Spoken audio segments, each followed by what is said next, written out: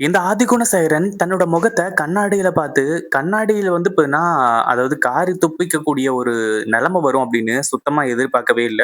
ரொம்ப வந்து பார்த்தீங்கன்னா, ஆதிகுணசேகரன் கேவலமா போயிட்டாரு அப்படின்னு தான் சொல்லணும். ஆதிகுணசேகரன் முன்னாடி என்னென்னமோ தப்புத்தெல்லாம் செஞ்சுட்டு இருந்திருக்கலாம். ஆனா இப்பவாச்சு நம்ம ஜனங்ககிட்டலாம் பகச்சுக்காம இருந்திருந்தா பிரச்சனையே கிடையாது.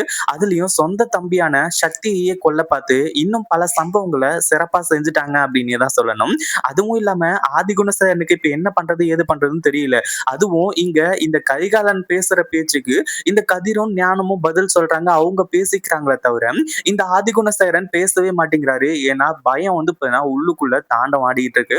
எங்க பேசினா அந்த பயம் வெளிய தெரிஞ்சிருமோ, அப்புறம் வந்து பார்த்தீங்கன்னா எல்லாருமே கேவலமா பார்த்துருவாங்களோ அப்படின்னு சொல்லிட்டு கெத்த வந்து மெயின்டெயின் பண்ணிட்டு இருக்காங்க.